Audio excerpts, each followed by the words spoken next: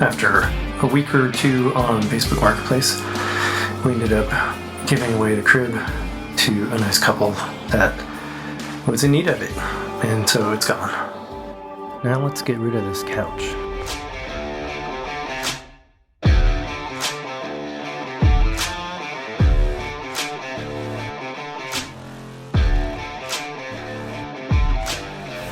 I'm taking my time dismantling things rather than just demolishing them because I wanted to try and reuse some of the materials and also all of the screws.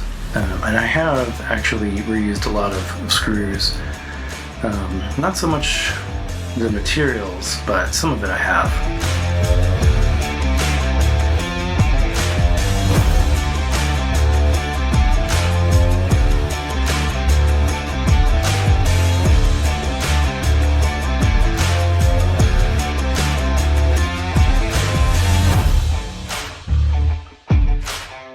So it's interesting to disassemble something that somebody else made and figure out their thinking behind it and how they put it together. And sometimes it's cool, you learn something good. Sometimes you're just like, what the hell were you thinking? I've had both of those experiences so far with stuff that was built and finished in our bus.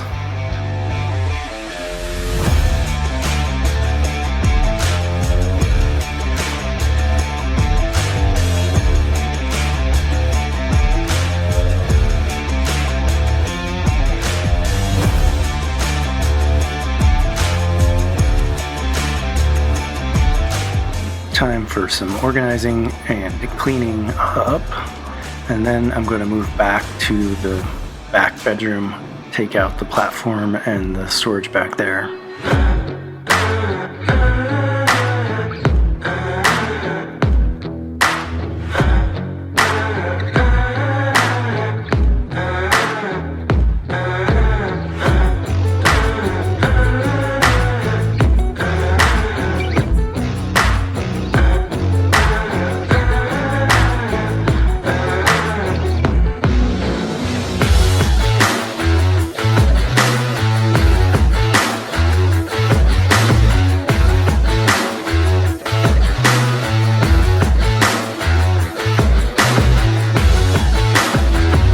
Another day, another demo. This time the closet in what will become the toilet area.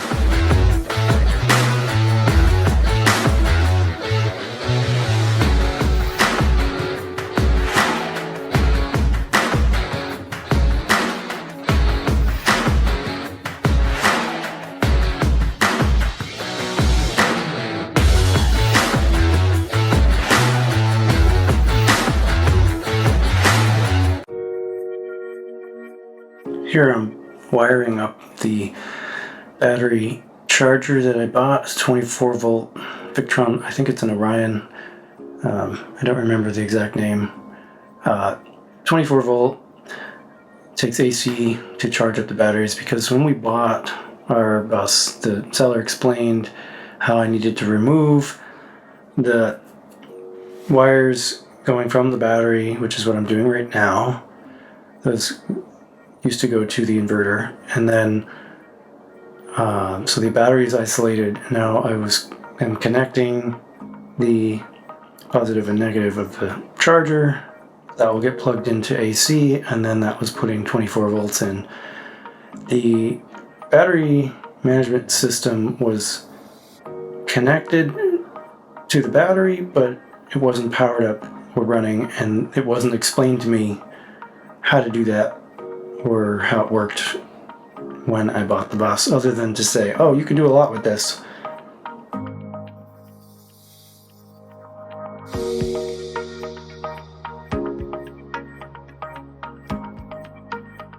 Alright, so the charger's been on overnight, probably 8 to 10 hours, maybe a little more. Time to check the state of charge.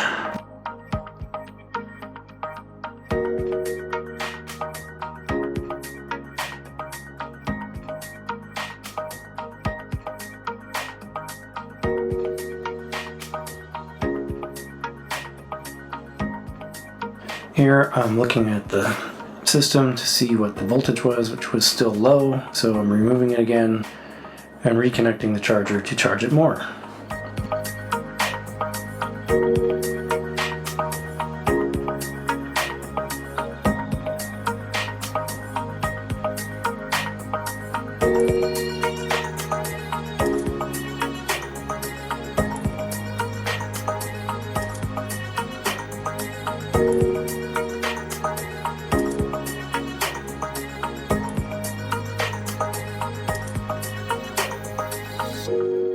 Luckily nothing caught fire, but the battery was ruined. I ruined it. I ruined everything. I think just to say this one really hurt. That was a $2,000 to $3,000 hit to our budget. Completely ruined. It's a piece of trash. After a quick consult on Insta with Rollin' Homies, thanks guys, I was able to figure out what I needed to do to make these batteries safe. I'm now carefully disconnecting all of the bus bars and then releasing the tension on the battery pack, and you can see it expanding. The pressure from inside each cell is incredibly high because of the state of charge.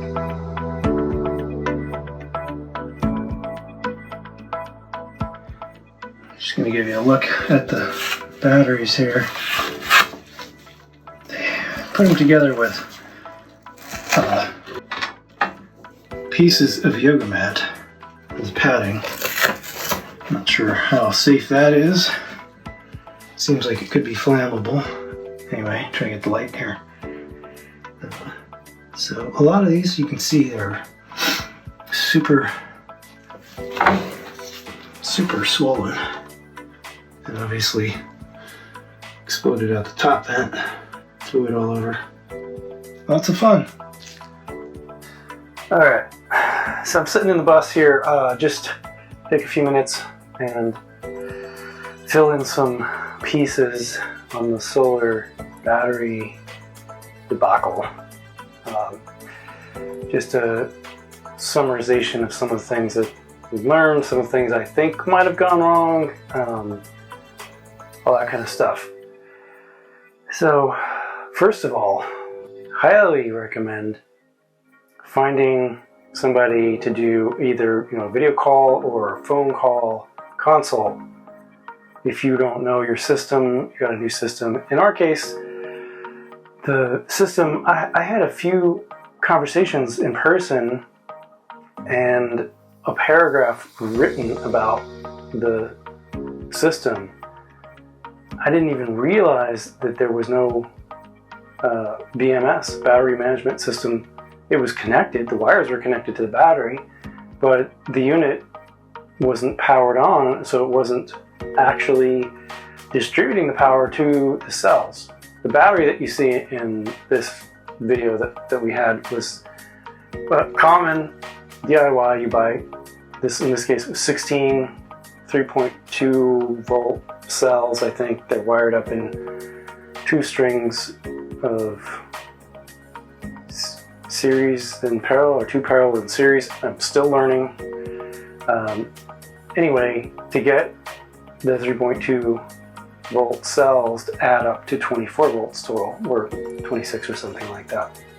So our battery, when I bought the bus, was always at just around 18 and a half, maybe, something like that. The highest after the first time that I charged it, the highest that it was up to maybe 19, maybe 20. So I knew it needed to go higher to get up to the nominal voltage. Have a consult from somebody that can help you. Money well spent. A little bit of money spent ahead of time would have saved us a big chunk after the fact. Another thing was the way that I had the charger set up, setting on top of the board. That was setting directly on top of the bus bars. There wasn't any room for airflow besides the 2 sides of the battery bank.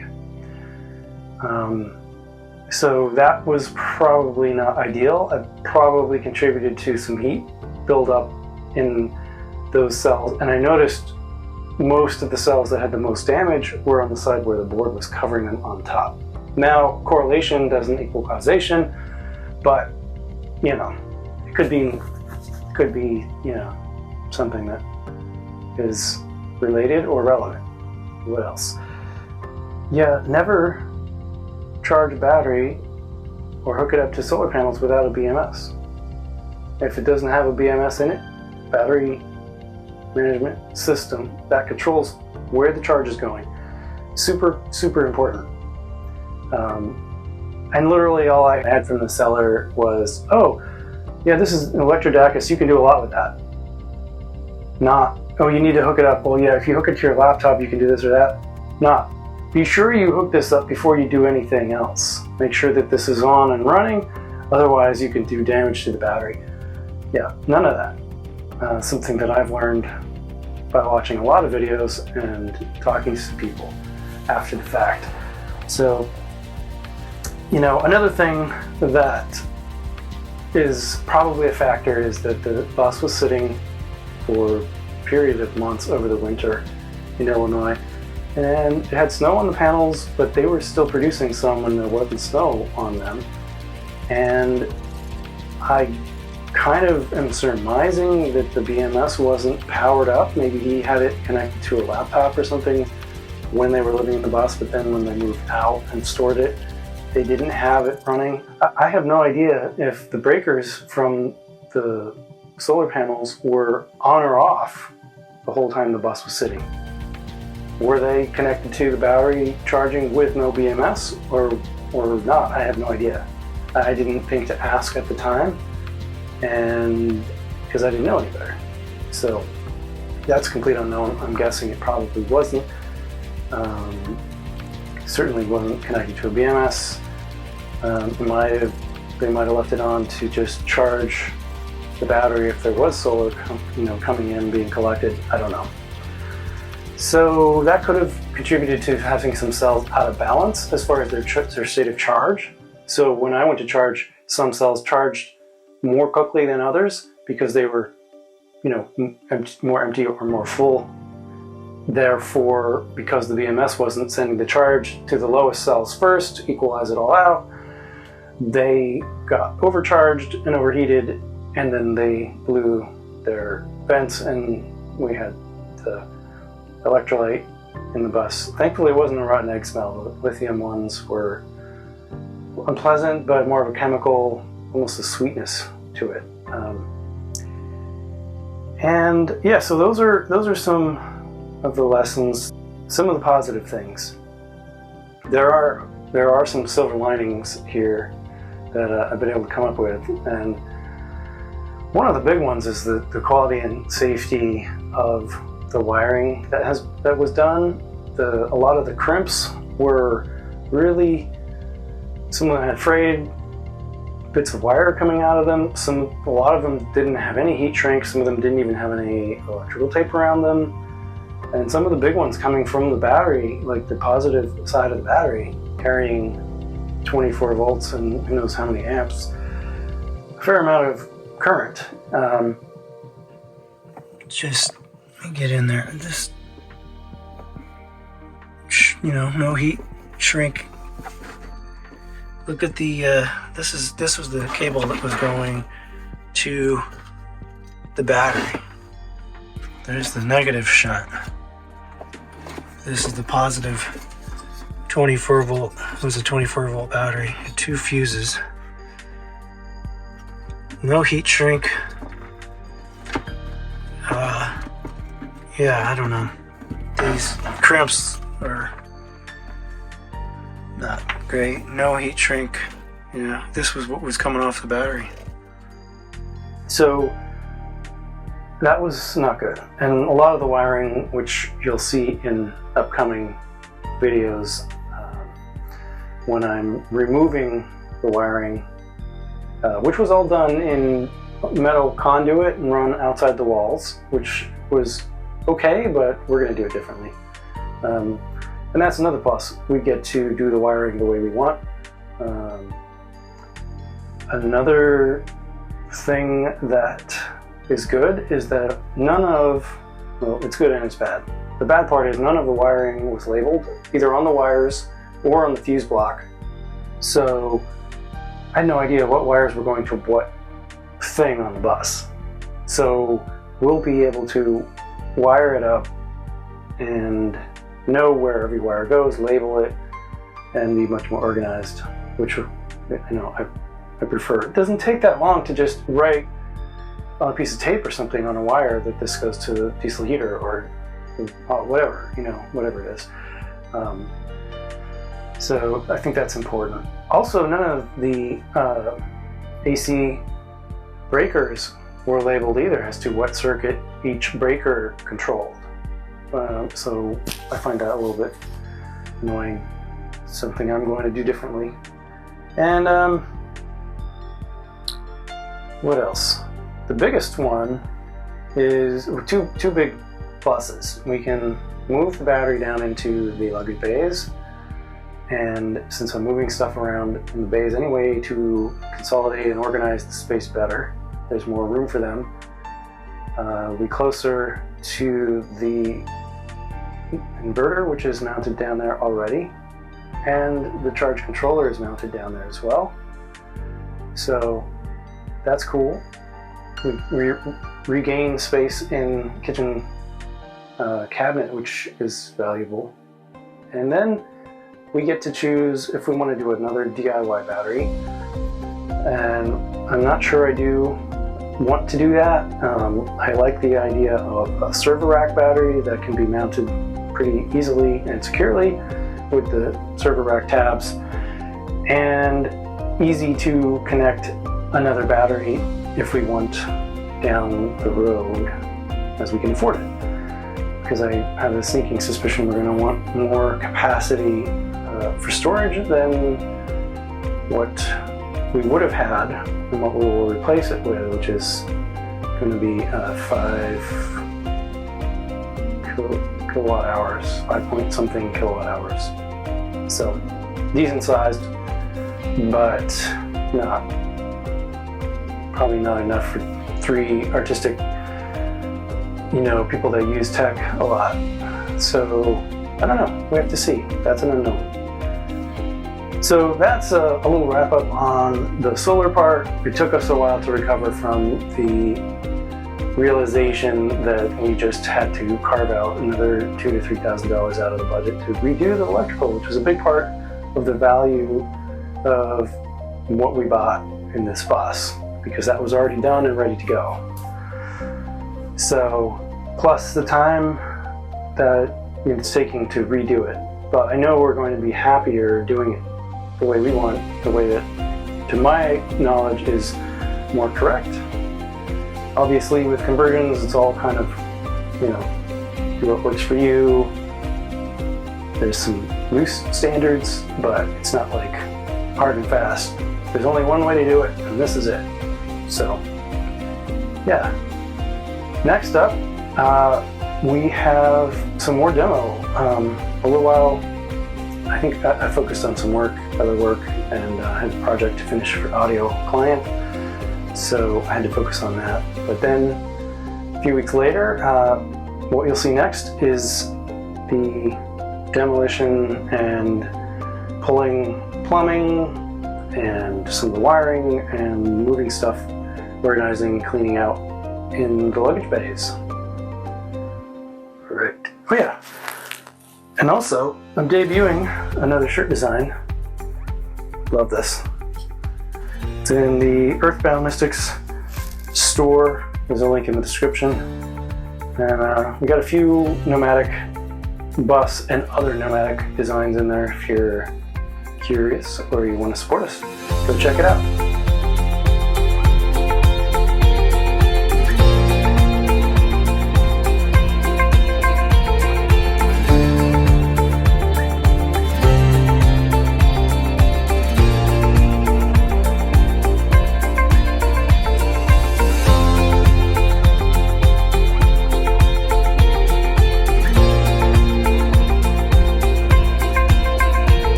just finished. It's getting a little dark, so finished removing the tanks and the packs, which I have time lapse of. But redoing this work it's so messy. Look at this.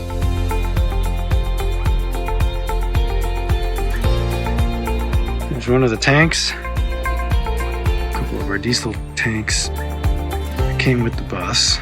All this stuff in the bus I gotta get rid of. I'm gonna go to the dump. That is where the gray water and the freshwater tank used to be, blocking the electrical way over there. That's our inverter. No, don't adjust the exposure, come on. Okay. So over there is the inverter, the MPPT charge controller, and this used to be all tanks. Now I'm going to put them in the back bay because the black water tank is going to go on the other side. It needs to be here. This is below the bathroom, so it's more directly close to the bathroom. This is the drain from the kitchen sink, so it's very close in the bay here, and it's just going to make more sense. So that's what I've been doing. Alma's keeping me company today.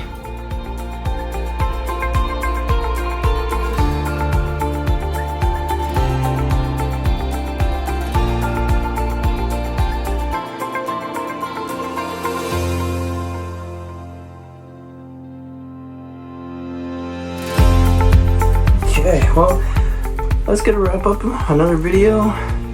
Colm and I thank you for watching. If you like it, subscribe, hit that notification bell. Next time, we're going to actually dig into tearing stuff out of the bus and getting it rolling. Turn around. Show your good side, girl. Yeah. Oh, get some kitty loving. Yeah. Alright, everybody. Till next time. See ya.